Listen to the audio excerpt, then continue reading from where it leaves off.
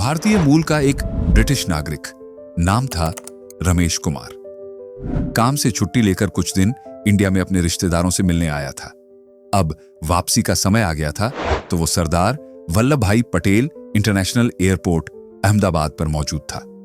London जाने वाली flight पकड़नी थी। फ्लाइट नंबर थी AI 171। रमेश बोर्डिंग गेट से अंदर गया, सिक्योरिटी चेक वगैरह करवाकर आराम से अपनी सीट पर बैठ गया। उसे मिली थी सीट 11A, खिड़की के पास वाली सीट, जिससे बाहर आसमान और जमीन के नजारे साफ साफ दिखते हैं। उसने खिड़की से झांका, रनवे की हलचल को निहारा और सोचने लगा, अब कुछ ही घंटों में फिर से अपने घर, अपने कंफर्ट जोन में पहुंच जाऊंगा। जैसे ही फ्लाइट को टेक ऑफ की हरी झंडी मिलती है, मुश्किल से 30 सेकंड हुए होंगे, तभी एक जोरदार धमाका होता है। पूरा विमान हिल जाता है और कुछ ही सेकंड में आग का एक भयानक गोला बन जाता है। चीख पुकार, धुआं, जलती सीटें और बिखरी हुई चीजें। रमेश को कुछ समझ नहीं आता। सब कुछ एकदम झकझोर देने वाला था। उसकी आंखें बंद हो जाती हैं। बेहोशी में जाने से पहले उसे सिर्फ इतना याद है कि चारों ओर अफरा तफरी थी। कुछ देर बाद जब आंखें खुलती हैं तो वो खुद को मलबे के ढेर के बीच पाता है। हर तरफ लाशें बिखरी हुई थी। बदहवासी का आलम था। तभी कुछ लोग उसकी तरफ आते हैं। Rescue team. भाई साहब, सुन पा रहे हो? उनमें से एक ने कहा। रमेश हल्के से सिर हिलाता है। वो मुश्किल से बोल पाता है, भैया, मेरा भाई भी था फ्लाइट में, प्लीज उसे भी ढूंढिए। उसकी आवाज कांप रही थी। उस पर क्या बीत रही थी यह समझना आसान नहीं। इस भयानक हादसे में कुल 242 लोग सवार थे और उनमें से सिर्फ 2 ही लोग जिंदा बच पाए। एक रमेश और दूसरा एक अनजान व्यक्ति, जिसकी पहचान बाद में हुई। हादसा इतना भयानक था कि उसकी गूंज सिर्फ भारत ही नहीं बल्कि पूरी दुनिया में सुनाई दी। न्यूज चैनलों की हेडलाइंस बन गई, अहमदाबाद से लंदन जा रही फ्लाइट 30 सेकंड बाद क्रैश, 240 से ज्यादा की मौत। अब सवाल उठता है कि आखिर ऐसा हुआ क्यों? क्या टेक्निकल फॉल्ट था या कोई चूक? दरअसल जब भी कोई फ्लाइट डिपार्चर के लिए तैयार होती है तो उसके पहले कई टेक्निकल टीमें उसकी जांच करती हैं। कोई हाइड्रोलिक सिस्टम देखता है, कोई इलेक्ट्रॉनिक्स, कोई इंजन चेक करता है। AI 171 की भी ठीक ऐसी ही जांच हुई थी, मगर फिर भी ऐसी लापरवाही या खामी कैसे रह गई जो सिर्फ 30 सेकंड में एक हंसते खेलते सफर को मौत की आग में बदल दे? यह सवाल हर किसी के मन में था। जांच शुरू हो चुकी थी, मगर जवाब मिलना आसान नहीं था। रमेश अब अस्पताल में भर्ती है। जिंदा तो बच गया, मगर जो देखा, जो झेला, वो शायद उम्र भर ना भूल पाए। उसकी हालत स्थिर बताई जा रही है, मगर मानसिक और भावनात्मक झटका बहुत गहरा है। इस कहानी को सुनाने का मकसद डर फैलाना नहीं है, बल्कि यह याद दिलाना है कि जिंदगी कितनी नाजुक होती है। एक सेकंड में सब कुछ बदल सकता है। जब कोई इंटरनेशनल फ्लाइट उड़ान भरने वाली होती है तो उससे पहले कई टीमें मिलकर एक एक चीज की जांच करती हैं। उस दिन भी कुछ ऐसा ही हो रहा था अहमदाबाद के सरदार वल्लभ भाई पटेल इंटरनेशनल एयरपोर्ट पर। एयर इंडिया की फ्लाइट नंबर AI 171 जो अहमदाबाद से लंदन के लिए रवाना होने वाली थी, उसकी हर तकनीकी पहलू से जांच हो रही थी। कोई इंजन की टेस्टिंग कर रहा था तो कोई व्हील प्रेशर चेक कर रहा था। एक टीम फ्यूल की मात्रा पर नजर रखे हुए थी। ये देख रही थी कि क्या इतना ईंधन है कि लंबा सफर तय किया जा सके या नहीं। वहीं कुछ लोग जलपान की व्यवस्था की जांच में जुटे थे। क्रू मेंबर्स की वर्दी, सीट बेल्ट, इमरजेंसी किट, हर चीज की गहनता से जांच हो रही थी। सभी ने अपनी अपनी रिपोर्ट में लिखा, ओके टू फ्लाई। जैसे ही फ्लाइट को टेक ऑफ की हरी झंडी मिलती है, धीरे धीरे सभी यात्री बोर्डिंग गेट से होकर विमान में प्रवेश करने लगते हैं। कुल 230 यात्री थे उस दिन। इनमें से 169 भारतीय नागरिक थे, 53 ब्रिटिश नागरिक, 7 लोग पुर्तगाल से और 1 यात्री कनाडा का था। इसके अलावा फ्लाइट क्रू के 10 सदस्य भी ऑन बोर्ड थे। सबने अपनी अपनी सीट ले ली। क्रू मेंबर ने यात्रियों को इमरजेंसी प्रोटोकॉल समझाया। अगर फ्लाइट के दौरान कोई आपातकालीन स्थिति बनती है तो कैसे ऑक्सीजन मास्क लगाएंगे, सीट बेल्ट कैसे खोलनी है और खुद के साथ साथ दूसरे की कैसे मदद करनी है। एक क्रू मेंबर ने मुस्कुराते हुए कहा, हम उम्मीद करते हैं कि आपकी यात्रा सुखद हो। कृपया सीट बेल्ट बांध लें। अब फ्लाइट उड़ान के लिए एकदम तैयार थी, लेकिन कप्तान का एक आखिरी चेक बाकी था। कैप्टन सुमित सबरवाल, जिन्हें उड़ान का अनुभव था 8,200 घंटों का, खुद भी कॉकपिट में हर डिटेल को ध्यान से देख रहे थे। उनके साथ थे को पायलट क्लाइव कुंदर, जो अब तक 1,100 घंटे की उड़ानें पूरी कर चुके थे। कप्तान ने माइक ऑन कर कहा, नमस्कार यात्रियों, इस फ्लाइट का सफर अहमदाबाद से लंदन तक होगा। कुल दूरी है 6,817 किलोमीटर। हमारी उड़ान ऊंचाई होगी 43,000 फीट, यानी करीब 13,000 मीटर। हम आपका स्वागत करते हैं। इस अनाउंसमेंट के दौरान विमान में माहौल हल्का फुल्का था। लोग वीडियो कॉल कर रहे थे, कुछ अपनी सेल्फी लेकर इंस्टाग्राम स्टोरी बना रहे थे।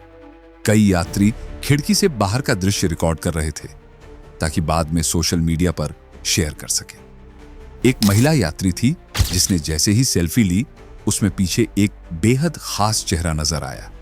गुजरात के पूर्व मुख्यमंत्री विजय रूपाणी। महिला अपने घर वालों को भेजते हुए कह रही थी, देखो मेरे पीछे खुद मुख्यमंत्री जी बैठे हैं। यह तो मेरी लाइफ का सबसे खास सफर होने वाला है। कुछ लोगों का कहना है कि यह तस्वीर पुरानी थी, जबकि कुछ रिपोर्ट्स इसे उसी दिन की बताती हैं। यह भी दावा किया गया कि यह वही आखिरी फोटो थी जो उस महिला ने फ्लाइट क्रैश होने से पहले ली थी। अब यह सच है या संयोग, कोई नहीं जानता, बट मीडिया में यह तस्वीर वायरल हो गई। विजय रूपाणी, जो गुजरात के 16वें मुख्यमंत्री रह चुके हैं, उन्होंने साल 2016 से 2022 तक प्रदेश की कमान संभाली थी। उनकी मौजूदगी ने उस फ्लाइट को और भी खास बना दिया था, कम से कम उन यात्रियों के लिए जो उनके साथ उड़ान भर रहे थे। सब कुछ एकदम नॉर्मल था। हंसी मजाक, सेल्फी, इमोशनल फेयरवेल। किसी को अंदाजा भी नहीं था कि यह चंद मिनट बाद इतिहास बनने जा रहा है। ऐसी एक भयावह घटना जो कभी न भुलाई जाएगी। असल में बात यह थी कि विजय रूपाणी की बेटी लंदन में रहकर पढ़ाई कर रही थी और साथ ही कुछ अपने छोटे मोटे काम भी कर रही थी। पत्नी अंजलि रूपाणी भी पिछले 6 महीने से वहीं बेटी के साथ रह रही थी। अब विजय जी ने सोचा कि चलो बेटी से भी मिल लिया जाए, और जब वापस लौटूंगा तो पत्नी को भी साथ ले आऊंगा। तो उन्होंने इसी फ्लाइट से लंदन जाने का फैसला किया। एयरपोर्ट पर सब कुछ नॉर्मल था। हर कोई अपनी मस्ती में था। कोई विंडो सीट पर बैठकर बाहर झांक रहा था, कोई सेल्फी ले रहा था, तो कोई तो कॉल करके अपने घर वालों को बता रहा था, मम्मी फ्लाइट टेक ऑफ करने वाली है, मैं पहुंचते ही कॉल करूंगा। अब वक्त था टेक ऑफ का। रनवे पर विमान धीरे धीरे बढ़ना शुरू करता है। धीरे धीरे उसकी स्पीड बढ़ती है 355 मीटर प्रति सेकंड की रफ्तार, यानी कि लगभग 3.5 किलोमीटर प्रति सेकंड। वो स्पीड थी जिस पर फ्लाइट उड़ान भर सकती थी। फ्लाइट ने जैसे ही टेक ऑफ किया, वो सिर्फ 625 फीट की ऊंचाई पर था, यानी जमीन से अब भी बहुत ज्यादा ऊपर नहीं गया था। तभी एक शख्स जो किसी दूसरी बिल्डिंग में था, उसकी नजर खिड़की से गुजरते इस प्लेन पर पड़ी। उसने देखा कि फ्लाइट कुछ अलग सा बिहेव कर रही है। वो तुरंत अपना मोबाइल निकालता है और वीडियो रिकॉर्ड करने लगता है। उधर विमान के अंदर कॉकपिट में कुछ ठीक नहीं चल रहा था। कैप्टन सुमित सबरवाल की आवाज में घबराहट थी। उन्होंने एयर ट्रैफिक कंट्रोल को मेडे सिग्नल भेजा। अब ये मेडे क्या होता है? मेडे यानी कि हेल्प की सबसे इमरजेंसी कॉल। इसका मतलब होता है अब पायलट अपनी तरफ से सारी कोशिशें कर चुका है। अब जमीन पर जितनी भी मदद उपलब्ध है, सब चाहिए। कैप्टन बार बार कह रहे थे, help me, emergency, we need full support. यह संदेश जैसे ही पहुंचा, एटीसी अलर्ट हो गया। Fire brigade, ambulance, CISF, NDRF, local police, जिसे जो करना था सब हरकत में आ गए। लेकिन तब तक बहुत देर हो चुकी थी। फ्लाइट को उड़ान भरते महज 30 सेकंड ही हुए थे। तभी जमीन से ज्यादा दूर न जा पाया। यह जहाज अचानक जोरदार धमाके के साथ हादसे का शिकार हो गया। एक भयानक विस्फोट हुआ, इतना जबरदस्त कि पूरा प्लेन आग के गोले में तब्दील हो गया। जहाज एयरपोर्ट की बाउंड्री को क्रॉस तक नहीं कर पाया था। सामने एक 5 मंजिला इमारत थी, अहमदाबाद का सिविल अस्पताल, और प्लेन पूरी रफ्तार से जाकर उसी बिल्डिंग से टकरा गया। यह टक्कर इतनी तेज थी कि पूरे अस्पताल की दीवारें हिल गईं। उस बिल्डिंग के सबसे निचले फ्लोर पर कुछ इंटरनल मेडिसिन के डॉक्टर लंच कर रहे थे। उन्हें अंदाजा भी नहीं था कि अगले कुछ सेकंड में उनके ऊपर क्या कहर टूटने वाला है। जैसे ही ब्लास्ट हुआ, पूरे कैंपस में आग की एक लपट फैल गई। प्लेन से निकली आग ने इमारत को अपनी चपेट में ले लिया और कुछ ही पलों में माहौल चीखों और अफरा तफरी में बदल गया। जिस शख्स ने इस पूरे हादसे को अपनी आंखों से देखा, वो खिड़की के पास बैठा था। जैसे ही उसने देखा कि विमान जमीन से उठकर हवा में थोड़ा ऊपर गया, अचानक उसमें गड़बड़ी दिखी। बिना किसी देरी के उसने अपने मोबाइल का कैमरा ऑन किया और उस पूरे मंजर को रिकॉर्ड करने लगा। शुरुआत में उसे कुछ खास नहीं दिखा, लेकिन फिर बस कुछ ही सेकंड में वो हवाई जहाज एक भीषण आग और काले धुएं के भयानक गोले में बदल गया। जैसे ही उसने देखा कि जहाज एक इमारत से टकरा गया है और उसके बाद जो आग का लपटों वाला दृश्य सामने आया, उसे देखकर रूह कांप जाती है। जो वीडियो उसने रिकॉर्ड किया वो आज भी लोगों के जहन में ताजा है। लेकिन सोचिए, जिसने उस पल को सिर्फ कैमरे में देखा वो इतना विचलित हो गया, तो जिन लोगों ने उसे खुद के आसपास होते देखा होगा, जो लोग उस फ्लाइट में बैठे थे, वो किसी भी तरफ भाग भी नहीं सकते थे। टेक ऑफ के कुछ सेकंड बाद ही हादसा हुआ था। टेक ऑफ के वक्त सभी की सीट बेल्ट बंधी होती है। उन्हें तो हिलने तक की जगह नहीं थी। प्लेन के क्रैश होते ही उसमें आग फैलने लगी। तेज लपटें, काले धुएं के बादल और लोगों की चीखें। वहां एक सेकंड भी काटना किसी मौत से कम नहीं रहा होगा। बाहर से कुछ दिखाई नहीं दे रहा था, लेकिन अंदर का माहौल, बस कल्पना कीजिए। उधर जिस अस्पताल की बिल्डिंग से विमान टकराया था, वहां डॉक्टर लंच टाइम में थे। वो सामान्य दिन समझकर मैस में बैठकर खाना खा रहे थे। किसी को अंदाजा नहीं था कि अगले ही पल एक पूरा हवाई जहाज उस इमारत से टकराने वाला है। सर, ये क्या धमाका हुआ? जल्दी नीचे भागो, कुछ बड़ा हादसा हुआ है। कई डॉक्टर जैसे तैसे जान बचाकर भागे, लेकिन कुछ की किस्मत इतनी अच्छी नहीं थी। कुछ लोग आग की चपेट में आ गए, कुछ मलबे में दब गए, और विमान के अंदर बैठे मुसाफिर, उनका हाल तो सबसे बदतर था। जो झुलसे, उनके शरीर के अलग अलग हिस्से बुरी तरह से जल चुके थे। कोई चेहरा पहचानने लायक नहीं था। किसी के हाथ में गहरी चोटें थीं, किसी के सिर से लगातार खून बह रहा था। मदद करो प्लीज, कोई पानी दो, मेरा बच्चा कहां है? ऐसे कितने ही दिल दहला देने वाले दृश्य सामने आए।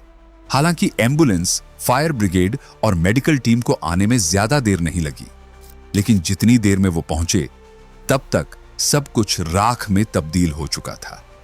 ब्लास्ट इतना तेज था कि लोगों को समझ ही नहीं आया कि उनके साथ हुआ क्या। कई लोगों की सांसें तो मौके पर ही थम गईं, और जो बचे वो जिंदगी भर उस एक पल को नहीं भूल पाएंगे। चीख पुकार से भरे उस पल में, जहां हर तरफ अफरा तफरी थी, वहां लोग धीरे धीरे खामोश होते जा रहे थे। जिंदगी एक एक कर बुझती जा रही थी। उसी प्लेन में सीट नंबर 11A पर बैठे थे रमेश विश्वास। धमाके के ठीक बाद उनकी आंखें बंद हो चुकी थीं, लेकिन कुछ ही देर बाद जब आंखें खुलीं तो उन्होंने जो देखा वो किसी डरावने सपने से कम नहीं था। चारों तरफ लाशें थीं, कुर्सियों पर, जमीन पर, खिड़कियों के पास। इंसानी जिस्म ऐसे पड़े थे जैसे वो कभी जिंदा थे ही नहीं।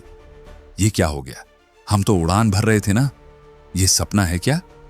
रमेश के होंठों से बस इतना ही निकला। अब तक राहत टीम वहां पहुंच चुकी थी, एम्बुलेंसें आ चुकी थी, CISF, NDRF, लोकल पुलिस, हर कोई जान बचाने में लगा था। जो बचे थे उन्हें स्ट्रेचर पर उठा लिया गया, और जो नहीं बचे थे उन्हें पहचानने की भी हालत में कोई नहीं था। कुछ मिनट पहले तक जो लोग सजी धजी मुस्कुराहटों के साथ अपनी सीट पर बैठे थे, वो अब पहचान में नहीं आ रहे थे। किसी के हाथ में घड़ी थी जो अब भी चल रही थी, किसी की जेब से बच्चे की तस्वीर निकली, किसी का मोबाइल बज रहा था, शायद कोई कॉल कर रहा था, जो ये नहीं जानता था कि उस तरफ अब कोई जवाब नहीं आएगा। इस प्लेन का सफर था लगभग 6,817 किलोमीटर का, और हर यात्री ने कुछ न कुछ सोच रखा था। कोई सोच रहा था कि रास्ते में कौन सा म्यूजिक सुनेगा, कोई फिल्म देखेगा, कोई बस आंखें बंद करके सोएगा। लेकिन अब सारी प्लानिंग राख हो चुकी थी, सब कुछ खत्म हो चुका था। और अगर इस उड़ान की सबसे दर्दनाक कहानी की बात करें तो वो थी डॉक्टर कोनी व्यास की। राजस्थान के बांसवाड़ा की रहने वाली ये महिला डॉक्टर अपने पति डॉक्टर प्रदीप जोशी के पास लंदन जा रही थी। पति वहां पहले से रह रहे थे और अब कोनी जी ने अपने 3 बच्चों प्रदुग्ध, कियारा और नुक के साथ एक नई जिंदगी शुरू करने का सपना देखा था। उन्होंने यहां की नौकरी छोड़ दी थी, एक नई शुरुआत की तैयारी थी, एक नया घर, एक नई जिंदगी, एक नई उम्मीद। लेकिन किसे पता था कि ये उड़ान वो रास्ता नहीं, मंजिल ही बन जाएगी। वो पांचों, एक पूरा परिवार उस क्रैश के शिकार हो गए। 3 मासूम बच्चों के साथ माँ बाप, कोई नहीं बचा। कौन सोचता है कि जिंदगी की सबसे बड़ी खुशी के दिन ही जिंदगी का आखिरी दिन बन जाएंगे। और अब जब हम इन लम्हों को याद करते हैं, आंखें नम हो जाती हैं। ये सिर्फ हादसा नहीं था, ये सैकड़ों सपनों का जलकर राख हो जाना था।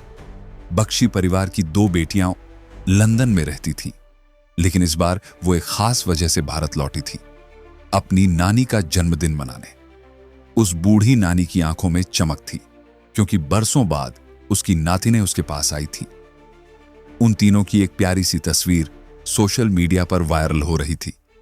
3 पीढ़ियां एक साथ मुस्कुराहटों में लिपटी हुई। कौन जानता था कि यह तस्वीर आखिरी तस्वीर बन जाएगी।